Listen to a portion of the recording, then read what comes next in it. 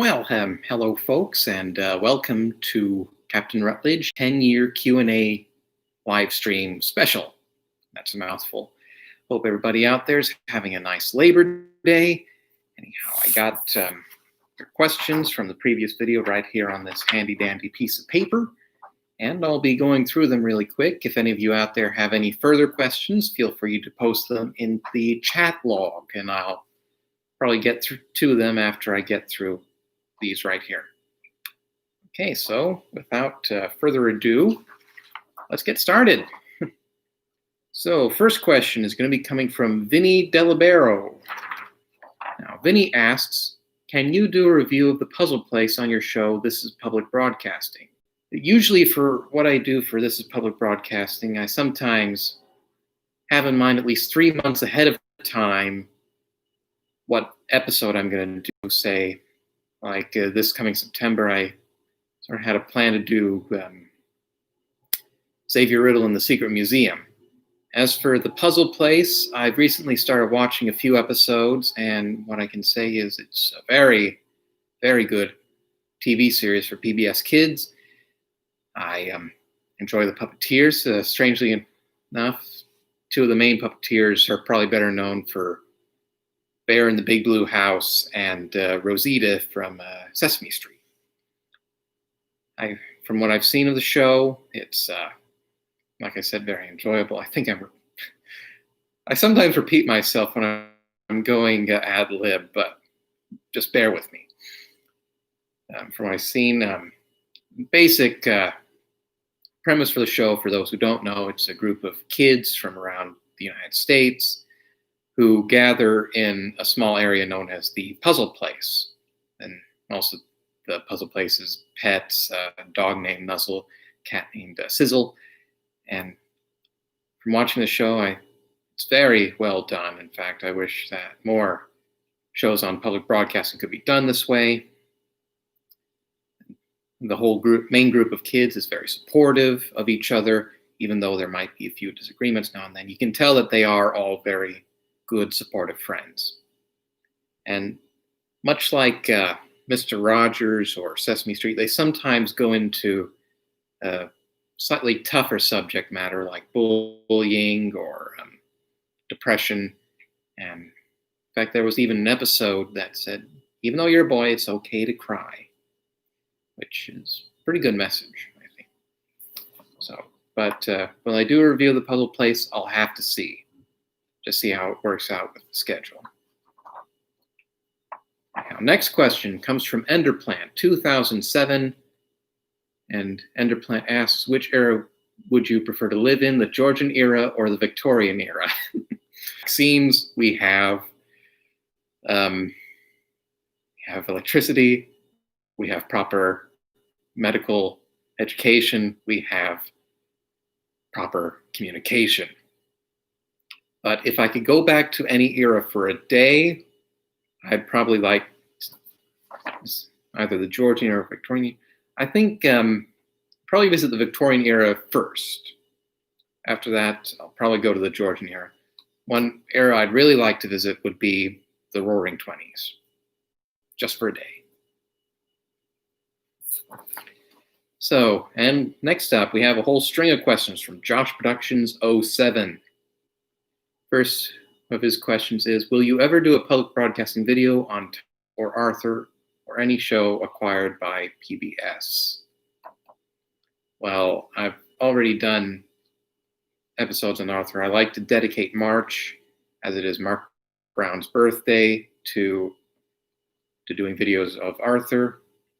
Thomas, maybe I might do Thomas, and any show acquired by PBS. I think he's talking about the hit entertainment programs like Bob the Builder or Barney. Again, like with Puzzle Place, I have to Seuss. Yeah, a little while ago on Twitter, I found that somebody posted a small rundown of Arthur episodes coming up for season 25, including a Thanksgiving special.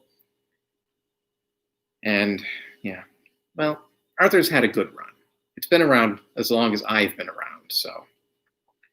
To end at season 25 with severe downgrades ever since the show's premiere in 1996. I think it's a good time to end the series off before it goes to really low note.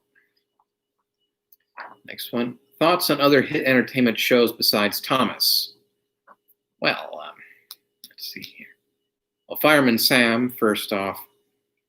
The original stop motion era was good. CG era, irritating. Then Bob the Builder, likewise, original stop motion, good. CGI era, irritating. Then what other hit entertainment shows are there? Well, I think Barney's produced by Hit Entertainment. Barney.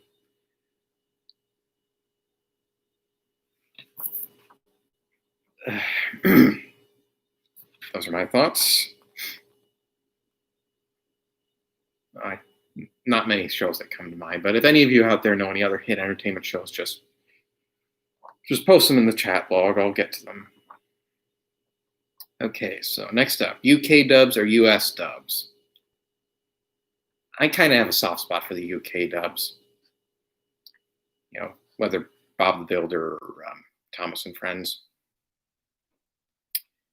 Next up, what do you use to edit videos? So to edit videos, ever since high school, I've used iMovie since it's free and it was available on my Mac. It's probably not the most ideal video editing software to use, but it works well for me, you know. So next up, did you actually animate those Lego videos? I think he's talking about some of the videos I posted on my 10-year retrospect video. Yes, I did actually animate those Lego videos. See, back in high school, I discovered a way to use Lego Digital Designer, which is a free Lego design program manufactured by the Lego company, which you can use to design sets. You can also take pictures of those sets, and I discovered that using some tools within Lego Digital Designer itself, I could make small animated films. So one of the first films I did was for a project called The Skeleton Dance, which pretty insane. Then I did a small series called Adventures of Rifleman Bill, which I'm pretty embarrassed by nowadays due to the terrible stories and the terrible animation. And then there was also a small animated animated music video I did for Gabriel Fauré's Sicilienne, which even though it's not good, I still have a soft spot for it. Yeah, like last one, favorite Thomas character. Sheesh.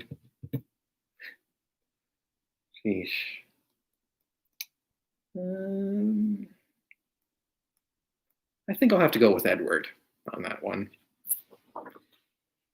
And last one, railway series or TV series? Well, it really comes down to apples and oranges there. See, I like the stories of the railway series. However, I still do have a soft spot for the TV series. If you'll excuse me for 1 minute. I've got this is the videotape that actually introduced me to Thomas and Friends when I was a kid. You can see it's very well loved.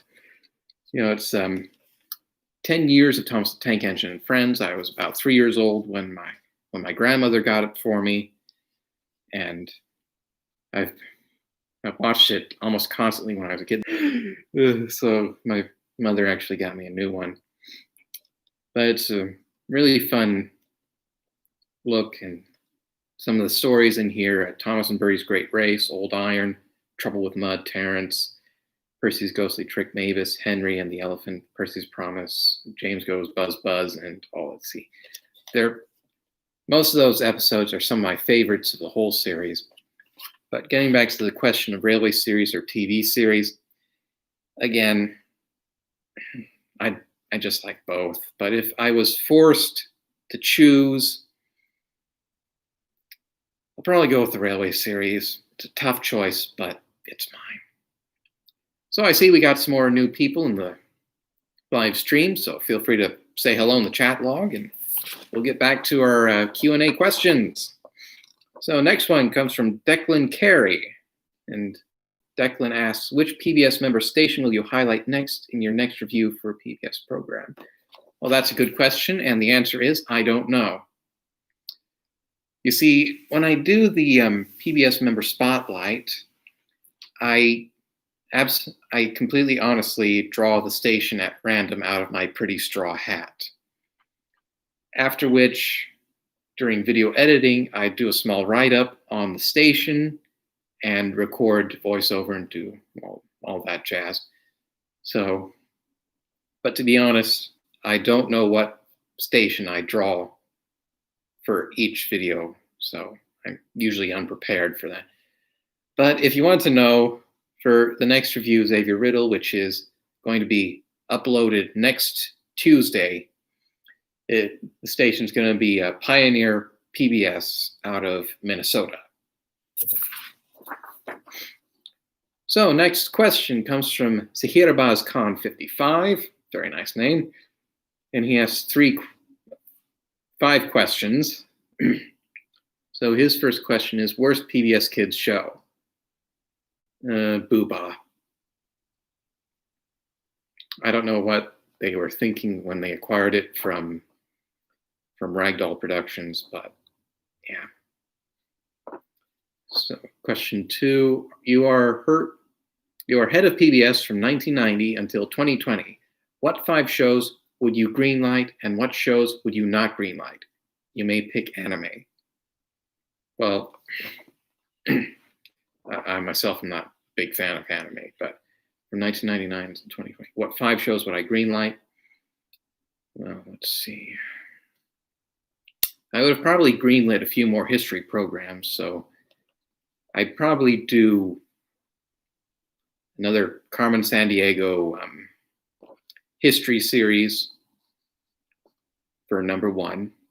Number 2, I'd probably greenlight definitely Arthur at greenlight.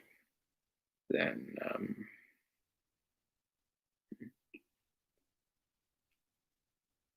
I'd probably do some of the Thomas and Friends episodes as standalones as opposed to the Shining Time Station or Mr. Conductor stories. Then let's see. 2 left. What 2 would I choose? I'd probably greenlight a sequel to Redwall, the original Redwall series, after Martin the Warrior. Probably do Moth's Flower. And the final one, choose wisely.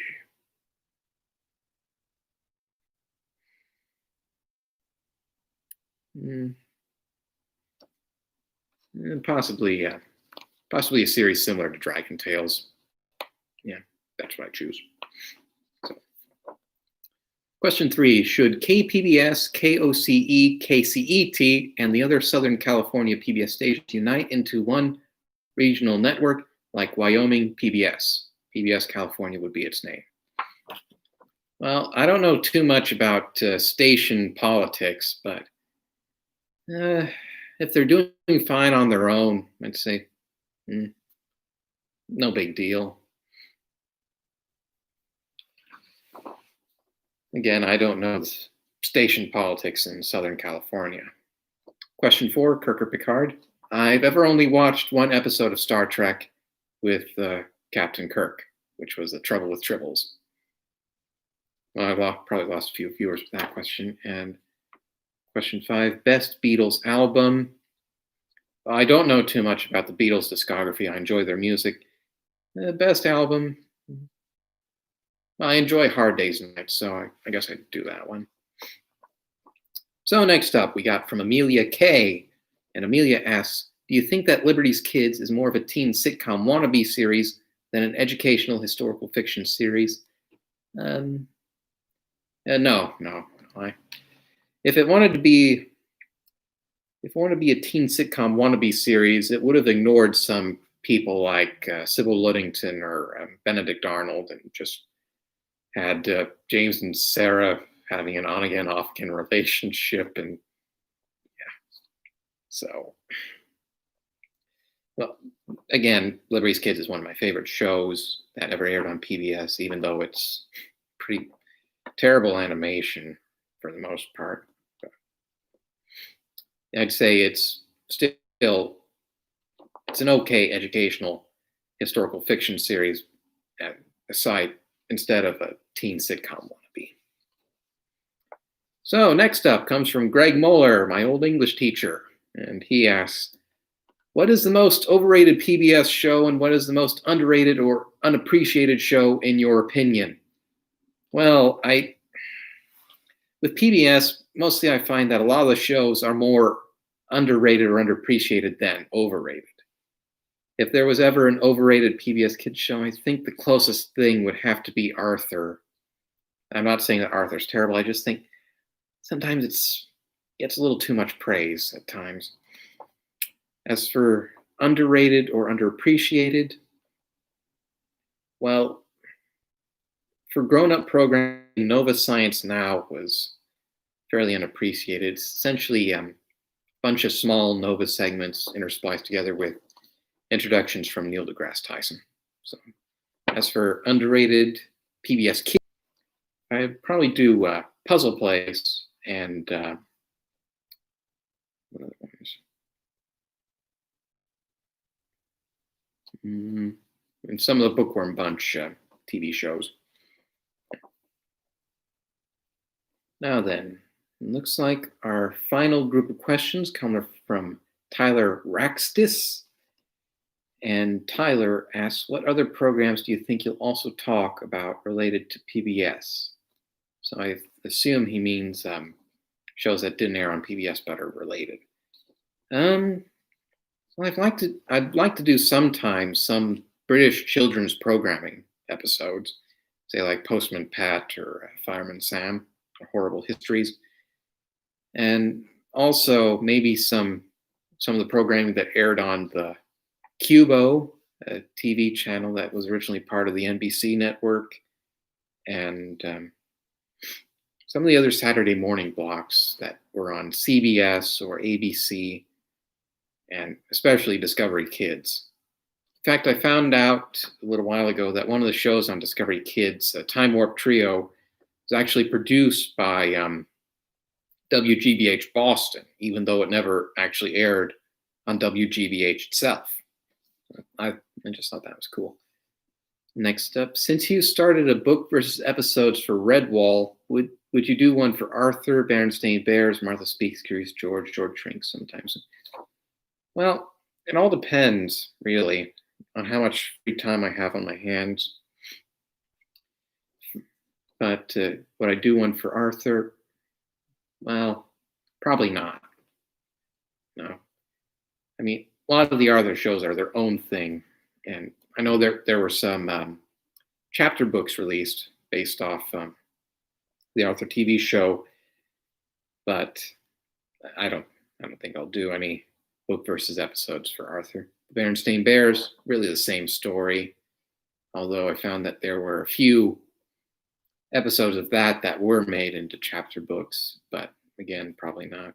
Martha Speaks, I think there were only ever 2 or 3 Martha Speaks books, including the original, and I think only 2 of those were ever made for TV, and so probably not. Curious George, again, only about 3 books of the whole Curious George series written by Margaret and H.A. Ray were ever adapted for television, so I don't know. Well, George Shrinks, I actually looked through the original George Shrinks book written by William Joyce, and yeah, there's nothing to compare there. So, next up, do you wish someday you went to visit some of the real-life railways that were the basis for the railway series / Thomas and Friends? Well, actually, I have visited one of the railways, which was the Bluebell line in West Sussex.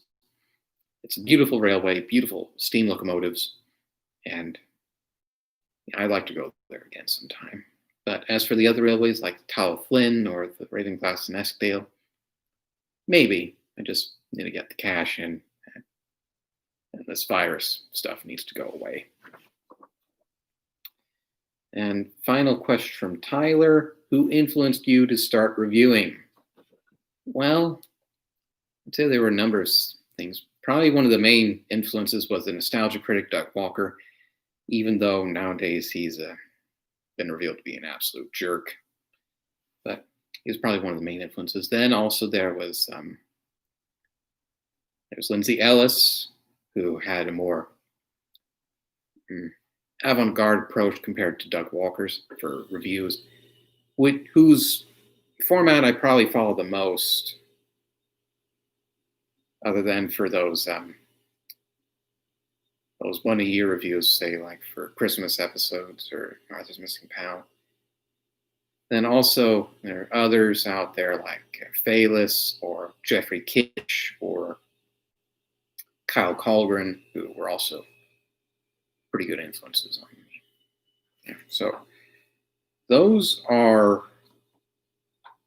all the questions that I have. I'd like to thank everyone for submitting their questions. And if any of you out there watching have any questions, just feel free to post them into the chat log. And going to the big archive TFE, hello there. So I'll just be here around a little while longer. If any of you want to chat, just shoot the breeze and whatnot.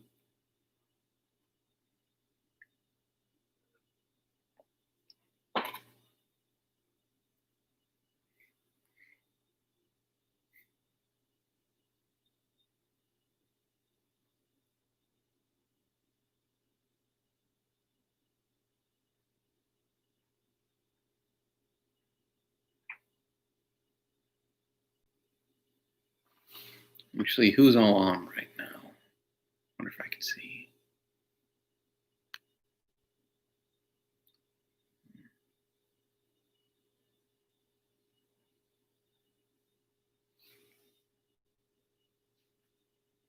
Well, if there aren't many people, I think I might just call it quits for now. I'd like to thank everyone for submitting their questions today. I'd like to thank everyone for watching.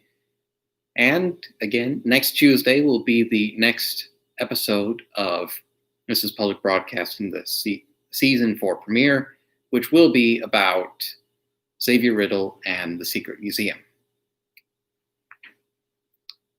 So until then, I'm Captain Rutlidge. I'd like to wish you all a good day.